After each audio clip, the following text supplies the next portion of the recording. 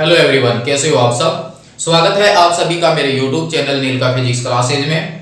तो आज हम 12th क्लास की फिजिक्स से ही चैप्टर नंबर 9 यानी रे ऑप्टिक्स को कंप्लीट करने का प्रयास कर रहे हैं। उसमें हमारे पास 3 पार्ट कंप्लीट हो चुके थे, जिसमें हमारे पास प्रकाश क्या होता है, रिफ्लेक्शन ऑफ लाइट के बारे में हमारा कंप्लीट हो चुका है, और पार्ट नंबर 3 में हमारे पास मिरर का टॉपिक कंप्लीट हो चुका है, यानी प्लेन मिरर का टॉपिक हमारे पार्ट नंबर 3 में कंप्लीट हो चुका है। आज हम उसे आगे वाले पार्ट को कंप्लीट करेंगे, जिसमें कि हमारे पास स्फेरिकल मिरर के बारे में हम कंप्लीट अध्ययन करेंगे। प्लेन मिरर के बारे में हम इससे पहले वाले भाग में कंप्लीट कर चुके हैं। उसके अनुसार यदि किसी समांगी पारदर्शी कांच के एक पृष्ठ के ऊपर पॉलिश कर दी जाती है, तब वहां पर वो एक मिरर बन जाता है, और वो भी प्लेन मिरर।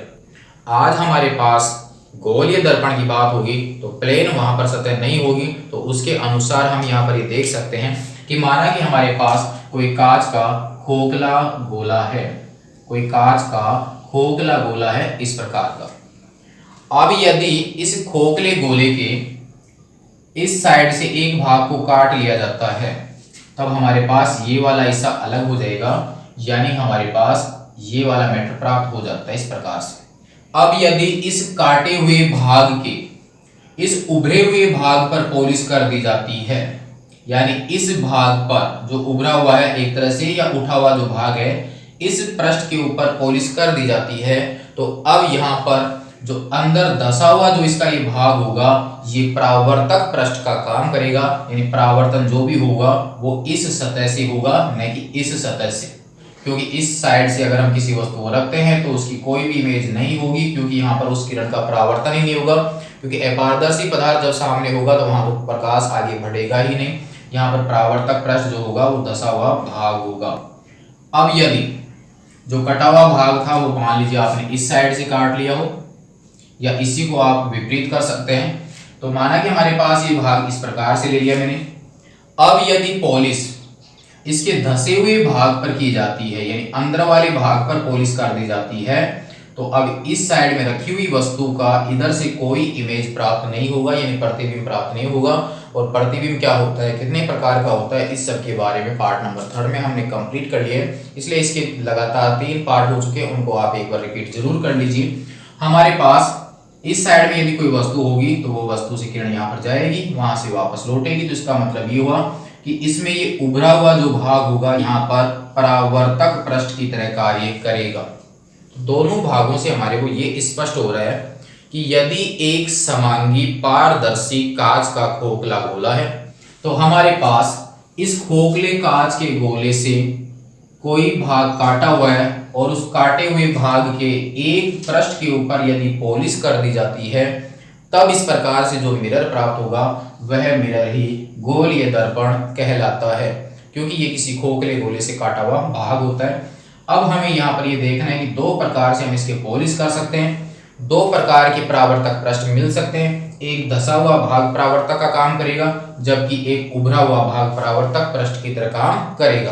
तो इसके आधार पर ही ये जो गोलीय दर्पण होते हैं वो 2 टाइप्स के होंगे। तो हमारे पास ये जो फर्स्ट यहाँ पर जो मिरर आपको दिखाई दे रहा है, ये मिरर हमारे पास में हो जाएगा अवतल दर्पण। ध्यान रखना, अगर धसा हुआ भाग परावर्तक की तरह काम करता है तो वहां पर जो मिरर होगा वो कहलाएगा अवतल दर्पण, जिसे कि हम कॉनकेव मिरर कहते हैं, कॉनकेव मिरर।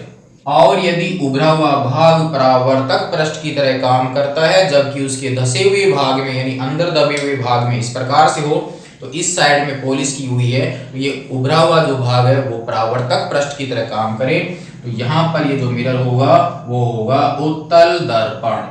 तो यहाँ पर इसको बोलते हैं कॉन्वेक्स मिरर।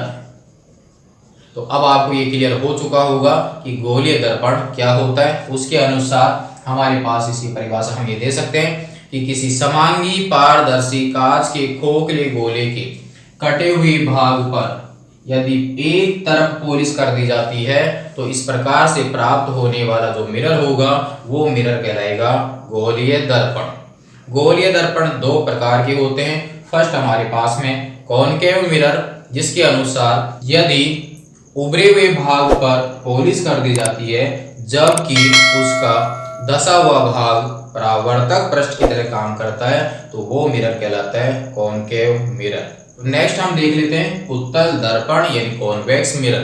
तो इसकी परिभाषा हम ये दे सकते हैं कि वह गोलीय दर्पण जिसके धसे हुए भाग में पॉलिश कर दी जाती है, जबकि उसका उभरा हुआ भाग परावर्तक पृष्ठ की तरह कार्य करता है, तो वह दर्पण जो होगा वह कॉन्वेक्स मिरर कहलाता है। तो ये हो गया हमारे पास गोलीय दर्पण की परिभाषा और गोलीय दर्पण के प्रकार। अब हमारे पास इस गोलीय दर्पण से रिलेटेड कुछ राशियों की हम परिभाषा का अध्ययन करेंगे। तो कौन कौन सी राशियों की हमें यहाँ पर आवश्यकता होगी, इस मिरर से रिलेटेड कुछ भौतिक राशियां हैं, उनके बारे में भी हम यहाँ पर डिटेल से समझ लेते हैं। रटने की कहीं से कोई आवश्यकता नहीं है प्यारे विद्यार्थियों, आपको सिर्फ माइंड में उनको बिठाना है कि इसका मतलब होता क्या है। तो नेक्स्ट देख लेते हैं हम गोलीय दर्पण से रिलेटेड कुछ डेफिनेशन के बारे में, यानी कुछ परिभाषाएं देखते हैं इसका नेक्स्ट भाग। सपोज कीजिए कि हमारे पास हमने ये वाला हिस्सा यहाँ से हटा दिया है, क्लियर है, और पॉलिश हमारे पास यहाँ तक ही है। कोई वस्तु यहाँ पर है तो इसमें से किरण जो है वो इस भाग में से होती हुई दूसरी साइड में चली जाएगी, यानी वो आर पार हो जाएगी। तो इसका मतलब वो लौट कर वापस नहीं आएगी। वापस लौट कर कब आएगी, जब वो किरण यहाँ पर आपतित हो, यहाँ पर आपतित हो, इस पॉलिश किए हुए भाग तक अगर वो उसके ऊपर आपतित होती है तो टकरा कर वापस लौटेगी। तो इसका मतलब ये हुआ कि सिर्फ परावर्तन की जो प्रक्रिया होगी वो इस भाग तक ही होगी, इसके ऊपर जो भी कांच हम लेंगे उसके द्वारा कोई परावर्तन नहीं होगा। क्लियर है। तो हमारे पास फर्स्ट परिभाषा हम यहाँ पर बता देते हैं कि किसकी परिभाषा आपको यहाँ पर देनी है। तो फर्स्ट पॉइंट हमारे पास में है द्वारक यानी एपरेचर। तो द्वारक का मतलब ये होगा कि गोलीय दर्पण का वह भाग जिसके द्वारा प्रकाश का परावर्तन होता है, यानी जितने भाग से परावर्तन होता है उस पूरे भाग को ही बोला जाता है उस मिरर का द्वारक यानी एपरेचर। तो हमारे पास इस पॉइंट को नाम दे देता हूं मैं M और इस पॉइंट को नाम दे देता हूं N। इसका मतलब M से लेकर N तक का जो पूरा भाग होगा ये पूरा भाग उस मिरर का द्वारक कहलाएगा। यहाँ पर ये जो पूरा भाग आपको दिखाई दे रहा है ये M पॉइंट, ये N पॉइंट। तो गोलीय दर्पण का वह भाग जिसके द्वारा प्रकाश का परावर्तन हो सकता है वह भाग ही कहलाता है उस मिरर का द्वारक। तो परिभाषा अब मेरे हिसाब से आपके समझ में आ चुकी होगी, रटने की कोई भी आवश्यकता नहीं है, आपको तो सिर्फ उसका कंसेप्ट क्लियर करना है इसका मतलब होता क्या है। फर्स्ट पॉइंट हमारे पास इसका कंप्लीट हो जाता है डेफिनेशन में। सेकंड पॉइंट हम यहाँ पर लेते हैं, और वैसे आपको सभी परिभाषाएं लिखी हुई अवेलेबल हो जाएंगी पॉइंट को समझने के बाद में, इसलिए अब आप इनका सिर्फ अर्थ समझते जाइए। और वैसे भी अब आपके जो रिवीजन चल रहा है, एग्जाम बिल्कुल नजदीक है, तो आपके कंप्लीट लिखा हुआ तो ऑलरेडी आपके पास में है, आपको तो सिर्फ पॉइंट को समझना है। सेकंड पॉइंट हमारे पास में है इसका ध्रुव यानी पोल, जिसको दर्शाते हैं प्यारे विद्यार्थियों P से, ठीक है ना। P का मतलब क्या होगा, यानी ध्रुव क्या होता है किसी मिरर के लिए। तो मिरर का जो द्वारक होता है यानी मिरर के जितने भाग से परावर्तन होता है, तो द्वारक का जो मध्य बिंदु होता है, तो यहां से लेके यहां तक के मध्य बिंदु जो होता है उस मध्य बिंदु को, यानी इसका ये पॉइंट और इसका ये पॉइंट, उसे ही उस मिरर का पोल कहते हैं, और उसे हम दर्शा देते हैं किससे, P से। यानी किसी भी गोलीय दर्पण के द्वारक का जो मध्य बिंदु होता है उसे ही उस मिरर का ध्रुव यानी पोल कहते हैं। नेक्स्ट बढ़ते हैं अब हम पॉइंट नंबर 3 की ओर। नेक्स्ट है वक्रता केंद्र। वक्रता केंद्र, सेंटर ऑफ कर्वेचर, जिसको दर्शाया जाता है C से। ये क्या होता है अर्थ समझ लीजिए। इसके अनुसार जो मिरर आपने यूज किया है, चाहे वो अवतल हो और चाहे वो उत्तल हो, वह मिरर जिस गोले का कटा हुआ भाग होता है, यानी जो मिरर आपने यूज किया है वो मिरर जिस गोले का कटा हुआ भाग है, यानी इसको इस गोले से काटा हुआ है, तो उस गोले का जो सेंटर होता है वह सेंटर उस मिरर का वक्रता केंद्र कहलाता है। यानी गोले के लिए हम शब्द यूज करते हैं सिर्फ केंद्र, जबकि मिरर के लिए कौन सा शब्द यूज कर लेंगे हम, वक्रता केंद्र। तो इस गोले का जो केंद्र होगा वही केंद्र इस मिरर का वक्रता केंद्र कहलाएगा, यानी ये पॉइंट आ जाएगा यहां पर। ठीक है, और इसको दर्शा देता हूं मैं किससे, सी से। क्लियर है। तो इसका जो वक्रता केंद्र होगा वो मान लीजिए यहां पर होगा, और ये मान लीजिए इस प्रकार के गोले का एक हिस्सा होगा, तो इसका वक्रता केंद्र यहां पर आ जाएगा। तो क्या परिभाषा हो जाएगी वक्रता केंद्र की, तो वक्रता केंद्र की जो परिभाषा है वो ये है कि गोलीय दर्पण, यानी गोलीय दर्पण जिस खोखले गोले का कटा हुआ भाग है उस गोले के केंद्र को ही उस मिरर का वक्रता केंद्र कहते हैं। ये हो गई इसकी परिभाषा। नंबर 4 पे हम यहां पर देख लेते हैं वक्रता त्रिज्या। वक्रता त्रिज्या, radius of curvature, radius of curvature. तो हमारे पास त्रिज्या की अगर हम बात करते हैं तो जो ये गोला यहाँ पर बना हुआ है, इस गोले की परिधि से लेके सेंटर के बीच की जो भी दूरी होगी वो इसकी रेडियस होगी, यानी यहां से लेके इस परिधि के बीच की दूरी वो तो इस गोले की त्रिज्या होगी। अब हमारे पास है कि यहां पर वक्रता त्रिज्या का मतलब ये है कि जिस गोले का ये कटा हुआ भाग है, जिस गोले का ये मिरर कटा हुआ भाग है, उस मिरर के ध्रुव से लेकर उसके केंद्र के बीच की जो दूरी होगी वो दूरी कहलाती है उस मिरर की वक्रता त्रिज्या। तो आपके पास यहां पर इस पॉइंट तक, यहां से लेके इस पॉइंट तक ये सभी उसकी रेडियस होती हैं, लेकिन हमने मिरर इस भाग में काट रखा है, तो इस मिरर के पोल से लेकर उस वक्रता केंद्र के बीच की जो रेडियस होगी वो रेडियस ही रियल में उस मिरर की वक्रता त्रिज्या कहलाती है। या हम सीधा सा ये कह सकते हैं कि वक्रता केंद्र और पोल के बीच की जो दूरी होती है वही कहलाती है उस मिरर की वक्रता त्रिज्या। तो ये वाला जो है वो तो ये वाला मिरर है, इसका मतलब यहां से लेके ये जो दूरी होगी P से C के बीच की दूरी वो हमारे पास क्या हो जाएगी, R हो जाएगी। नेक्स्ट परिभाषा अब हम यहाँ पर समझ लेते हैं मुख्य अक्ष कि मुख्य अक्ष क्या होती है किसी मिरर के लिए। तो उसके अनुसार मुख्य अक्ष जो है वो किसी मिरर के पोल और वक्रता केंद्र से होती हुई गुजरने वाली एक रेखा होती है, जिसे ही हम उस मिरर की मुख्य अक्ष कहते हैं। यानी C और P को मिलाते हुए जो रेखा गुजरेगी उस रेखा को ही उस मिरर की मुख्य अक्ष कहा जाता है, यानी प्रिंसिपल एक्सिस कहा जाता है। यहाँ पर हमारे पास ये C और P से होती हुई जो रेखा गुजरेगी, C और P से होती हुई जो रेखा गुजरेगी वही कहलाती है उस मिरर की मुख्य अक्ष। नेक्स्ट हमारे पास जो टॉपिक है वो है पॉइंट नंबर 6 यानी फोकस। F से इसको दर्शाते हैं फोकस, या फोकस बिंदु भी इसको बोल सकते हैं। फोकस बिंदु या सिर्फ फोकस इसको हम बोल सकते हैं, कैपिटल F से इसको हम डिनोट कर देंगे। अब हमारे पास फोकस क्या होता है वो थोड़ा समझिए। यहाँ पर कोई वस्तु है और इस वस्तु से कुछ रे निकलती है, यानी कुछ किरणें निकलती हैं, और वो जो किरणें होंगी वो यहाँ पर जाके आपतित होती हैं। तो कुछ किरणें जो हैं वो मुख्य अक्ष के समांतर भी गुजरेंगी, कुछ इस प्रकार से जा सकती हैं, इस प्रकार से जाएंगी। किसी भी प्रकार से किरणें उस द्वारक पर आपतित हो सकती हैं। अब हमारे पास पॉइंट तो ये है कि यदि आपतित जो किरण है वो मुख्य अक्ष के समांतर गुजरती है, कंडीशन याद रखना, मुख्य अक्ष के समांतर यदि कोई किरण गुजरती है और दर्पण पर आपतित होती है तो यहाँ पर ये टकराएगी। टकराने के पश्चात ये वापस उसी मीडियम में आएगी। परावर्तन वाला जो टॉपिक था उस परावर्तन वाले टॉपिक में हमारे पास परावर्तन को समझने के लिए जब भी कोई रे वहां पर आपतित होती है तो आपतन बिंदु के ऊपर हम एक अभिलंब का निर्माण करते हैं, और अभिलंब के साथ आपतित किरण जो है वो जितना एंगल बनाती है उतने ही एंगल से वो वापस लौट कर जाती है। यही होता है परावर्तन के नियमों के बारे में, यानी I जो था वो किसके बराबर था, R के।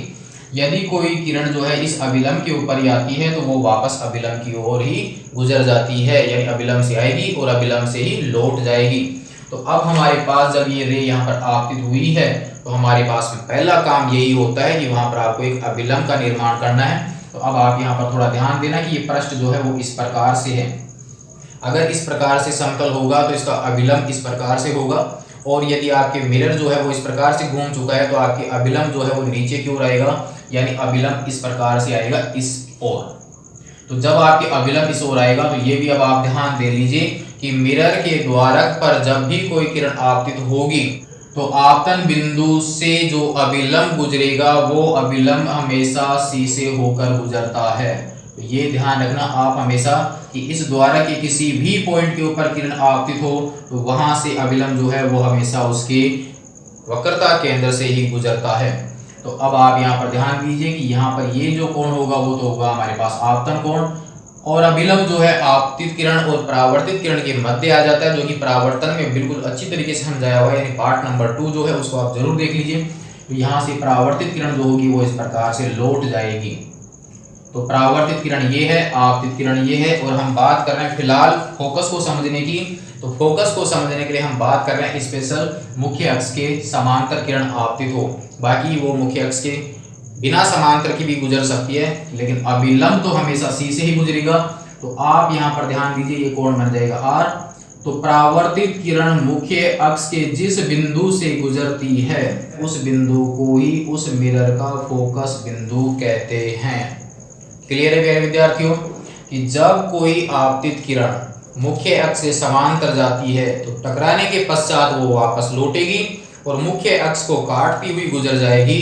तो मुख्य अक्ष के जिस बिंदु को वो काटती हुई जाती है तो उस बिंदु को ही उस मिरर का फोकस बिंदु कहते हैं।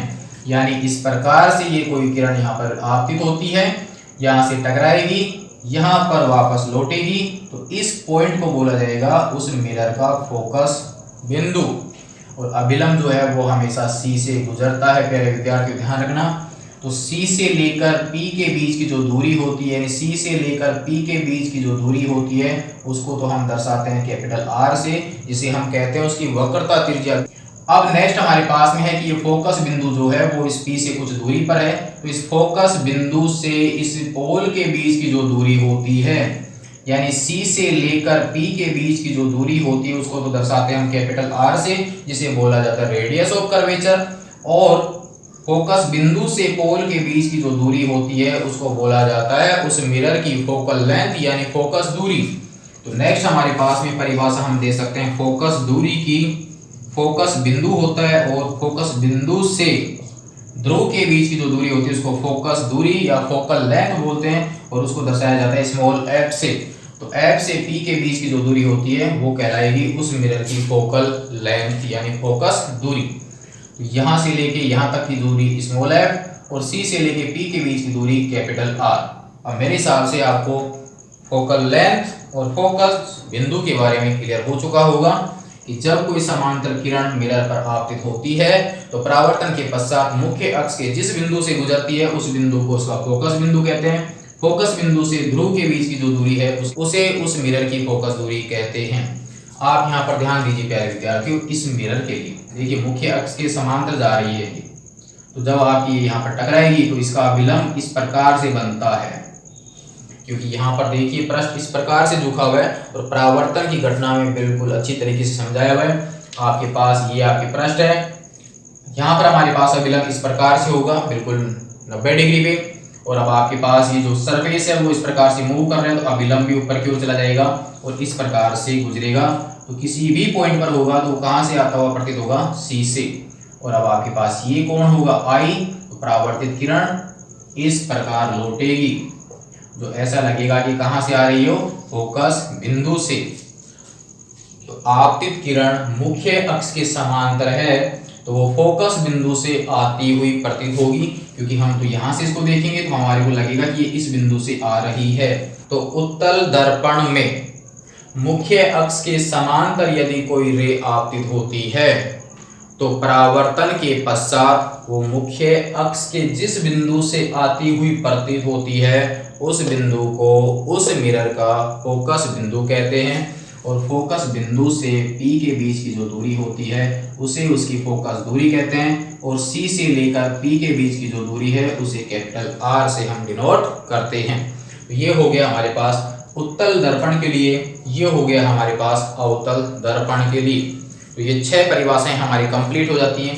एक परिभाषा हम यहाँ पर और नोट कर सकते हैं, जिसको बोलते हैं फोकस तल।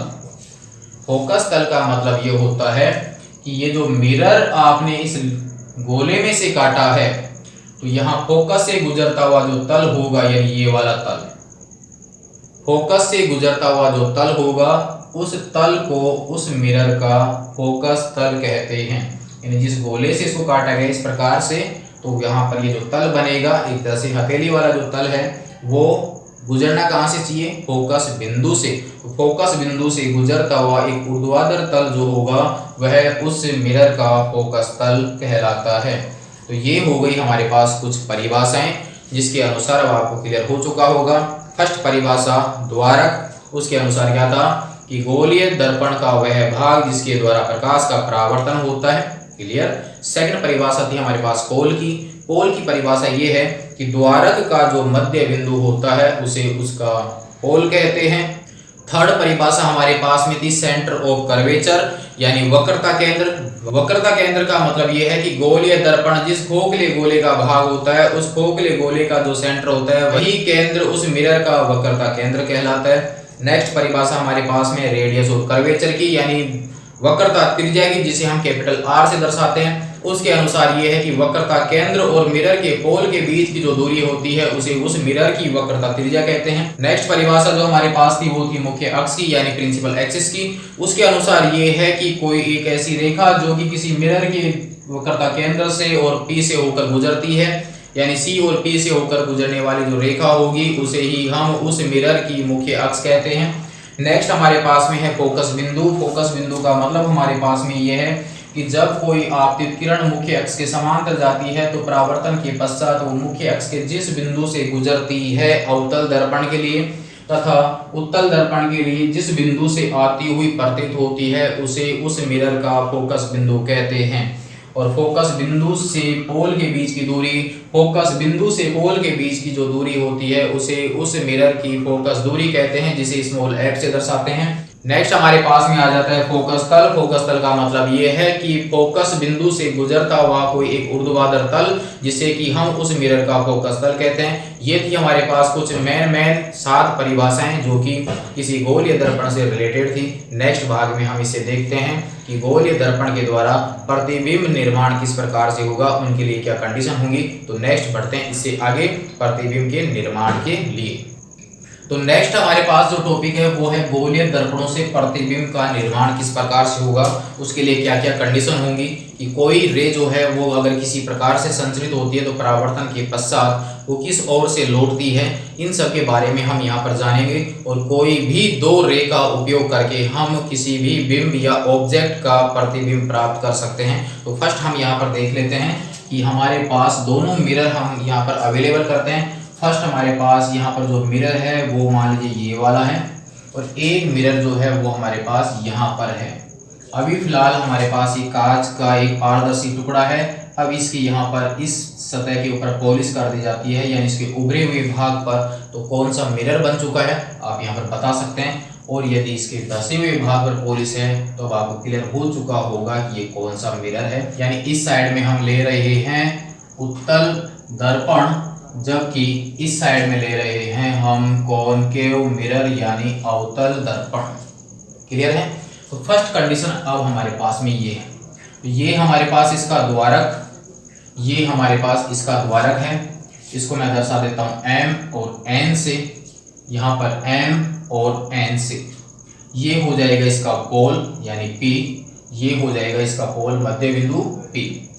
और अब हमारे पास यहाँ पर कोई क्षैतिज रेखा हम यहाँ पर खींच देते हैं, यहाँ पर एक क्षैतिज रेखा हम यहाँ पर खींच देते हैं। ये हो जाएगी इसकी मुख्य अक्ष। यहाँ पर कोई वस्तु होगी और वस्तु से जो रे गुजर रही है और अगर गुजरने वाली जो रे है वो मुख्य अक्ष के समांतर है, मुख्य अक्ष के समांतर है। ये इसकी मुख्य अक्ष है जो कि पोल से होकर गुजर रही है। हमारे पास यहाँ पर इसका बिंदु हो जाएगा C।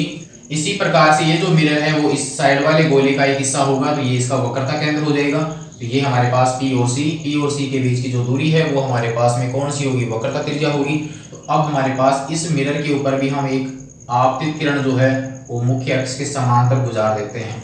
तो पहली कंडीशन अब हमारे पास में प्रतिबिंब के निर्माण करने के लिए कि यदि कोई किरण मुख्य अक्ष के समांतर मिरर के ऊपर आपतित होती है तो परावर्तन के पश्चात कॉनकेव मिरर में वो मुख्य अक्ष के एक बिंदु से गुजरती है और वो बिंदु कौन सा होता है, F होता है। तो हम ये परमानेंट कह सकते हैं कि जब भी कोई प्रकाश किरण मुख्य अक्ष के समांतर आपतित होगी तो वो हमेशा उस मिरर के फोकस बिंदु से गुजरती है।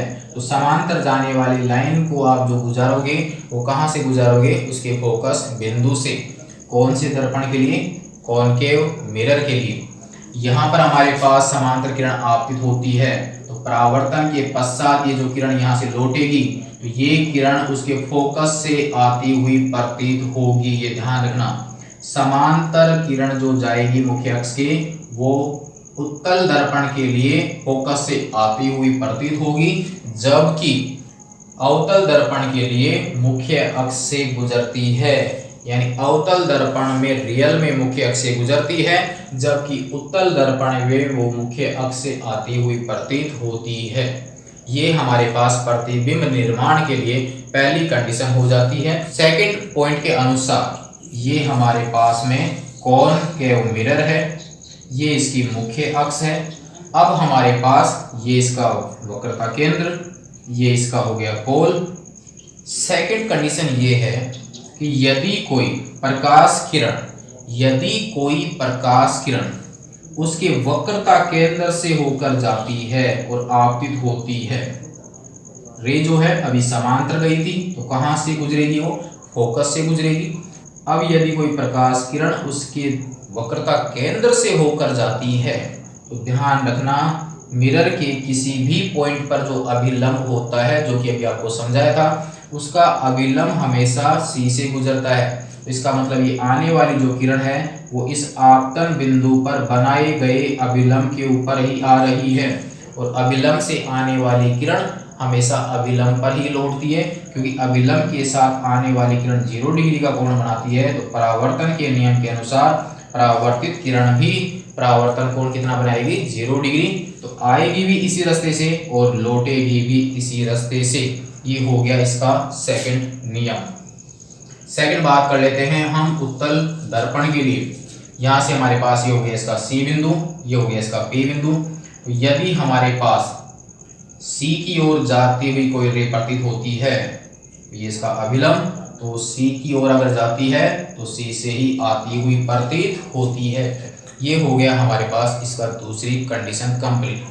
तीसरी कंडीशन को भी हम इसी में कंप्लीट करते हैं प्यारे विद्यार्थियों, कि यदि कोई प्रकाश किरण फोकस बिंदु से आपतित होती है, एस से, ये वाली, यदि कोई प्रकाश किरण फोकस बिंदु से आती हुई मिरर पर आपतित होती है तो वह परावर्तन के पश्चात मुख्य अक्ष के समांतर हो जाती है।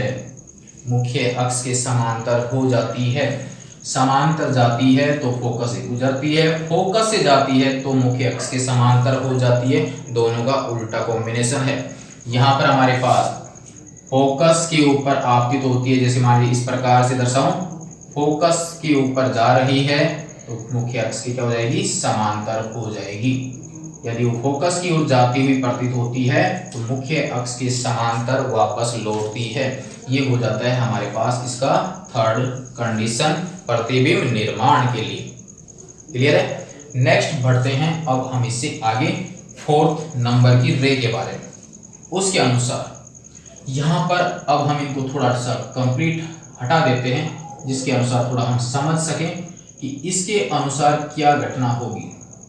सपोज कीजिए कि यदि कोई प्रकाश किरण इसके पोल पर आपतित होती है, इसके पोल पर आपतित होती है, तो आपतन बिंदु कौन सा है प्यारे विद्यार्थियों, पी है। तो परावर्तन के नियम के अनुसार उस पी बिंदु पर हमें एक अभिलंब बनाना है। तो अब इस पी के ऊपर जो अभिलंब होगा वो यही होगा, क्योंकि अभिलंब हमेशा सी से होकर गुजरता है। ये वाली जो मुख्य अक्ष है वो मुख्य अक्ष ही उसका अभिलंब बनेगी, और अभिलंब से जितना कोण ये बनाएगा उतने ही कोण से वो किरण लौटती है, यानी परावर्तन कोण भी उतना ही बनाएगा। तो P पर जितने कोण प्राप्त होगी मुख्य अक्ष के साथ जितना एंगल बनाएगी, क्योंकि मुख्य अक्ष ही उस समय उस P बिंदु पर उसका नॉर्मल हो जाएगा, यानी अभिलंब हो जाएगा, और जितना कोण बनाते हुए किरण आएगी उतने ही कोण से वो किरण वहां से लौट जाएगी। अगर बात करते हैं अब हम इस दर्पण के लिए, तो यहाँ पर ध्यान दीजिए, ये कोई रे इसके ऊपर आपतित हो रही है, तो ये इसका अभिलंब हो जाएगा। देखिए प्यारे विद्यार्थियों, मुख्य अक्ष जो है उसका अभिलंब बन चुका होगा, तो इसी रास्ते से ये किरण वापस लौटेगी, ये वाली। क्लियर है। तो ये हमारे पास जितना कोण यहाँ पर बनेगा उतने ही कोण से वापस लौटती है। ये हो गई हमारे पास इसकी चौथी कंडीशन कंप्लीट। इन सभी 4 कंडीशन के आपको डायग्राम प्राप्त हो जाएंगे। जस्ट इससे आगे तो वहां से आप उनको नोट कर सकते हैं, और पहले भी आपको बताया हुआ है, ऑलरेडी आपके पास में कंप्लीट होगा, फिर भी लगता है कि आपको इनको नोट करना है, तो अब आपको इसके आगे इसको अवेलेबल करवा दिया जाएगा। आप स्क्रीनशॉट लेकर उनको नोट कर सकते हैं। क्लियर है? एक बार पुनः रिपीट कर लेते हैं। फर्स्ट, प्रतिबिंब निर्माण के लिए फर्स्ट हमारे पास जो कंडीशन है उसके अनुसार यदि मुख्य अक्ष की किरण समांतर आपतित होती है तो वो अवतल दर्पण में मुख्य अक्ष के फोकस से गुजरती है। सेकंड, उत्तल दर्पण के लिए यदि मुख्य अक्ष के समांतर जाती है तो वो फोकस से आती हुई प्रतीत होती है। क्लियर है? नेक्स्ट सेकंड, अवतल दर्पण में यदि C के ओर से आपतित होती है तो वो C से ही वापस लौटती है, जबकि उत्तल दर्पण में C की ओर जाती है तो C से आती हुई प्रतीत होती है। नंबर थर्ड पॉइंट, यदि प्रकाश किरण मिरर के फोकस से जाती है तो मुख्य अक्ष के समांतर वापस लौटती है। उत्तल दर्पण में यदि फोकस की ओर आपतित होती है तो वह मुख्य अक्ष के समांतर वापस लौटती है। नंबर 4, यदि कोई आपतित किरण किसी मिरर के पोल पर मुख्य अक्ष के साथ जितने एंगल पर आपतित होता है तो मुख्य अक्ष से उतने ही एंगल से वो परावर्तित होती है। ये 4 डायग्राम हमारे कंप्लीट हो जाते हैं। नेक्स्ट हम इससे आगे देखेंगे चिन्ह परिपाटी नियम। नेक्स्ट अब हमारे पास में है चिन्ह नियम या चिन्ह परिपाटी, यानी कुछ परिपाटी यहाँ पर बनाई हुई है साइन ज्ञात करने की कि किस मान को पॉजिटिव लेना है, किस मान को नेगेटिव लेना है, क्योंकि कैलकुलेशन के लिए हम यहाँ पर इसका उपयोग करेंगे। तो क्या होंगे वो नियम, क्या उसकी परिपाटी है, उसको अब हम यहाँ पर समझ लेते हैं। उसके अनुसार हमारे पास में मान लीजिए कि ये कोई हमारे पास कॉनकेव मिरर है, सपोज कीजिए ये कॉनकेव मिरर है और ये हो गई इसकी मुख्य अक्ष जो कि इस द्वारा के मध्य बिंदु से गुजर रही है। आप यहाँ पर परफेक्ट नाप के बना लीजिए और आपको ये सभी नोट्स अवेलेबल हो जाएंगे जैसे आपको बताया है। यहाँ पर ये हो गई इसकी मुख्य अक्ष। अब आप थोड़ा सा यहाँ पर ध्यान दीजिए कि यहाँ पर कोई वस्तु स्थित है। मान लीजिए ये कोई वस्तु है और इस वस्तु को मैं नाम दे देता हूँ A और इसको नाम दे देता हूँ B। ये वस्तु हमारे पास कौन सी है? AB है। और वस्तु की जो साइज है यानी उसकी जो ऊंचाई है वो मैं यहाँ पर मान लेता हूँ H।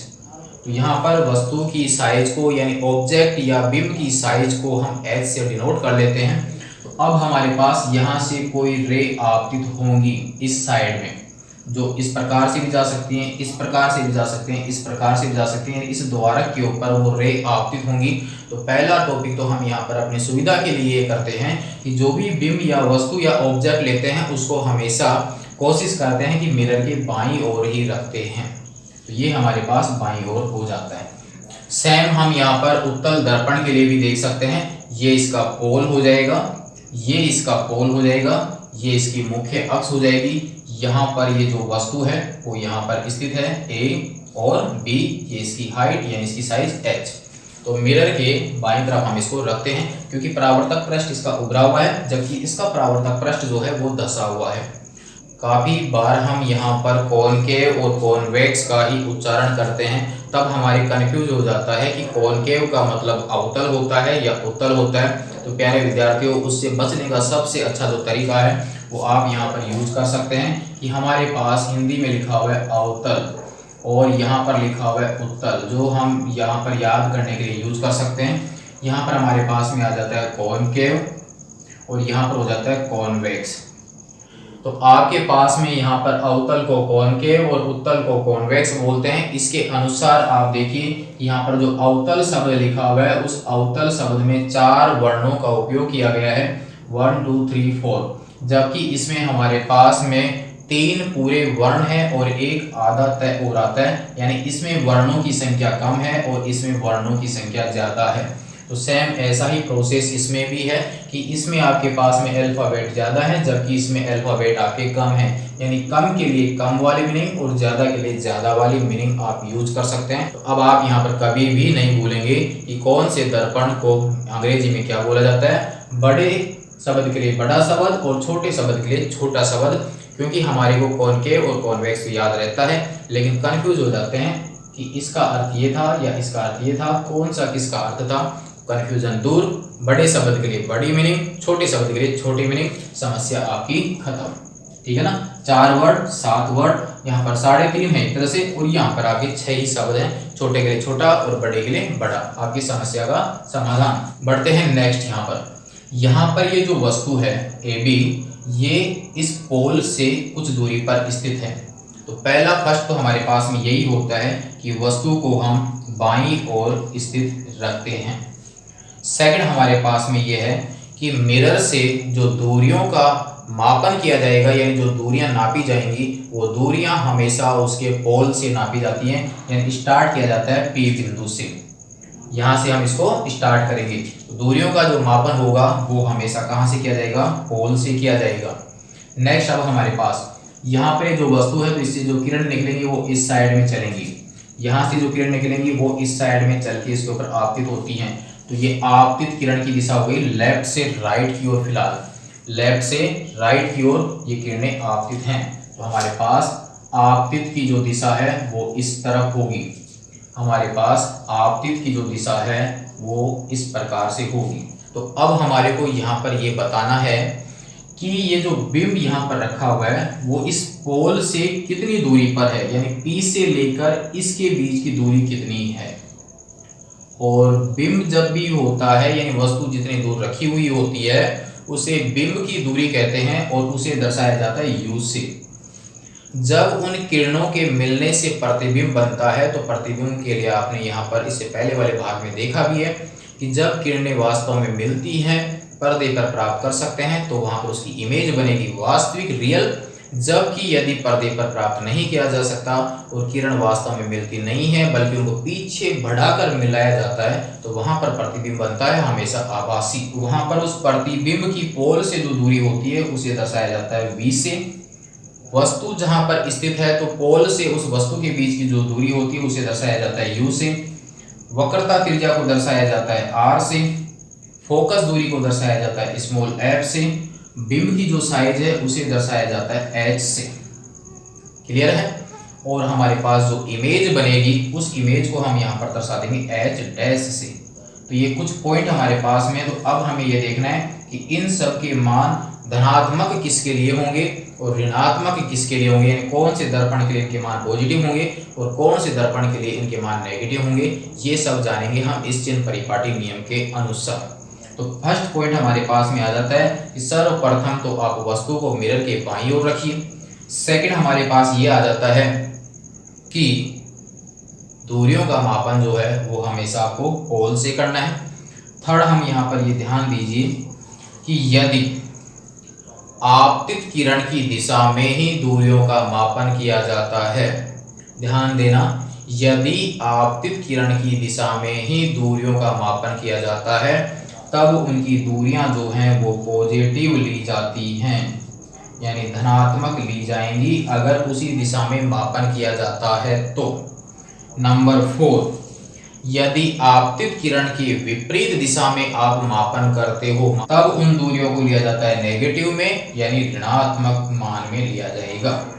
समझते हैं इसका अर्थ। जैसे मान लीजिए ये किरण जो है वो आपकी लेफ्ट से राइट की ओर जा रही है, यानी आपतित किरण की दिशा इस साइड में है, और अब आप जो है यहाँ P बिंदु से इसका मापन करना चाहते हैं। तो P बिंदु से अगर आप इसके बिंब की दूरी को मापेंगे तो मापने के लिए आप राइट से लेफ्ट की ओर आएंगे। तो आप यहाँ पर जो मापन करने के लिए बढ़ेंगे वो P से B की ओर बढ़ेंगे, जबकि रे जा रही थी B से P की ओर, किरण जा रही थी लेफ्ट से राइट की ओर, और मापन के लिए आप बढ़ रहे थे राइट से लेफ्ट की ओर। तो विपरीत दिशा में आपका मापन हो रहा है, तो वहां पर जो साइन लगाया जाएगा वो किसका होगा, माइनस का। तो इसके अनुसार ये जो U होगा वो प्लस का होगा या माइनस का। अगर वीडियो देख रहे हो तो कमेंट्स में आप बता दीजिए कि U का मान पॉजिटिव या नेगेटिव क्या होगा, जिससे कंफर्म भी हो जाए कि आपकी तैयारी कितनी है। तो यहाँ पर ये स्पष्ट हो जाता है कि रे इस साइड में, दूरी मापने के लिए चल रहे हैं इस साइड में विपरीत डायरेक्शन में, तो चिन्ह आएगा इसके ऊपर किसका, माइनस का, यानी इसको लिखा जाएगा -U में। क्लियर है प्यारे विद्यार्थियों। नेक्स्ट बढ़ते हैं अब हम इससे आगे। तो आपतित किरण इधर और अगर विपरीत दिशा में मापन करते हो, विपरीत दिशा में मापन करते हो तो वहां पर साइन लेना है आपको कौन सा, माइनस का। यदि रे आपके लेफ्ट से राइट की ओर है और मान लीजिए कि हमारे पास यहाँ पर कोई पॉइंट है, तो उस पॉइंट का मापन करने के लिए आप P से स्टार्ट करोगे और P से नापने के लिए आप राइट हैंड साइड में आगे बढ़ोगे। यानी आपके मापने की जो दिशा है वो इसी तरफ है, लेफ्ट से राइट की ओर, जबकि रे भी आपके लेफ्ट से राइट की ओर ही चल रही थी और मापने के लिए आप भी लेफ्ट से राइट की ओर ही हैं, यानी दोनों सेम डायरेक्शन में हैं। वो किस में आएगी, प्लस में आएगी, यानी पॉजिटिव ली जाएगी। मेरे हिसाब से आपकी क्लियर हो चुका होगा। थर्ड हमारे पास और यहाँ पर कंडीशन है कि आपके मुख्य अक्ष के ऊर्ध्वाधर ऊपर की ओर यदि आपके नापा जाता है तो वो सभी मान आपके पॉजिटिव होंगे, यानी ऊर्ध्वाधर ऊपर की ओर यदि मान लिए जाते हैं तो वो आपके पॉजिटिव साइन में लिए जाएंगे। प्यारे विद्यार्थियों ध्यान रखना। और यदि मुख्य अक्ष के नीचे की ओर, ऊर्ध्वाधर नीचे की ओर यदि आप मापन करते हो, जिसको कि मैं यहाँ पर एच डैश से दर्शा देता हूँ, तो ऊर्ध्वाधर नीचे की ओर आपका मापन जो होगा वो माइनस में होगा, यानी नेगेटिव में लिया जाएगा। सीधा सा हमारे पास में कि जो निर्देशांक ज्यामिति का अगर हम यूज करते हैं x, h डैश, y और y डैश, हम यहाँ पर लेते हैं इसका मूल बिंदु। तो मूल बिंदु के राइट हैंड साइड में सारे मान प्लस के, मूल बिंदु के लेफ्ट हैंड साइड में सारे मान माइनस में, मूल बिंदु के ऊपर की ओर सारे मान प्लस में, मूल बिंदु के नीचे की ओर सारे मान किसमें, माइनस में। तो हमारे पास भी आप देख लीजिए, ये एक तरह से आपके पास मूल बिंदु बन जाता है। तो इसके राइट हैंड में प्लस, ये लेफ्ट हैंड में माइनस, ऊपर की ओर प्लस, नीचे की ओर माइनस।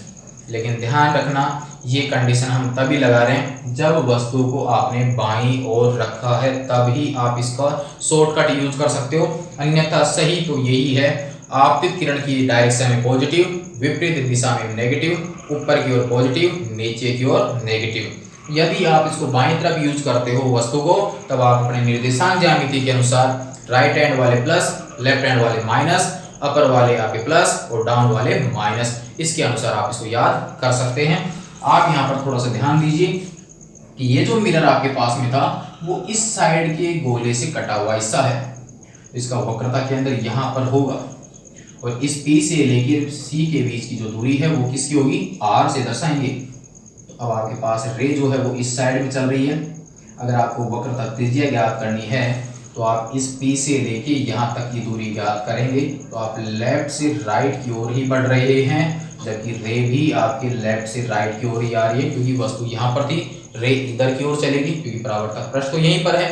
तो रे इसी ओर, और नापने के लिए भी आप उसी दिशा में हैं। तो प्यारे विद्यार्थियों आप ये बताइए कि उत्तल दर्पण के लिए वक्रता त्रिज्या जो है वो पॉजिटिव होगी या नेगेटिव होगी, कमेंट्स में आप टाइप कर दीजिए।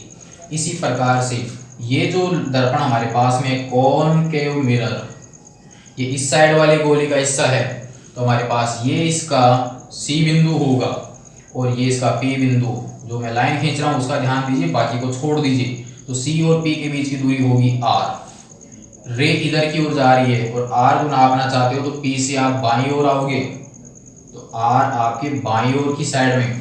तो कॉनकेव मिरर के लिए R का मान क्या होगा, जबकि कॉन्वेक्स मिरर के लिए R जो होगा वो किस साइन में होगा, ये आप कमेंट्स में बता दीजिए। और सही आंसर होगा इसके लेफ्ट में चल रहा है, यानी इसके विपरीत दिशा में, ये माइनस साइन में, और ये राइट हैंड साइड में, यानी उसी डायरेक्शन में, पॉजिटिव साइन में।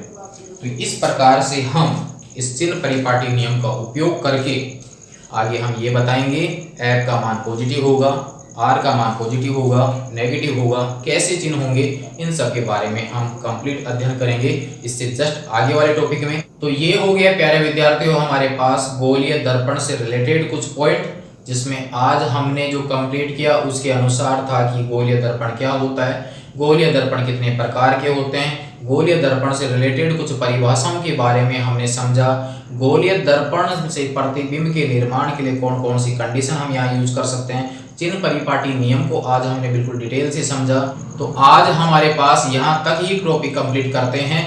नेक्स्ट में हम यहाँ पर कंप्लीट करेंगे वक्रता त्रिज्या और फोकस दूरी में संबंध किसी भी मिरर के लिए, चाहे वो आपके कॉनकेव मिरर हो, चाहे वो आपके कॉन्वेक्स मिरर हो, दोनों के लिए उसकी वैल्यू समान होगी, यानी r और स्मॉल f के बीच में क्या रिलेशन होगा वो देखेंगे हम इससे जस्ट आगे वाले भाग में। और फिर उस भाग के नेक्स्ट भाग में हम देखेंगे मिरर के द्वारा प्रतिबिंब का बनाना।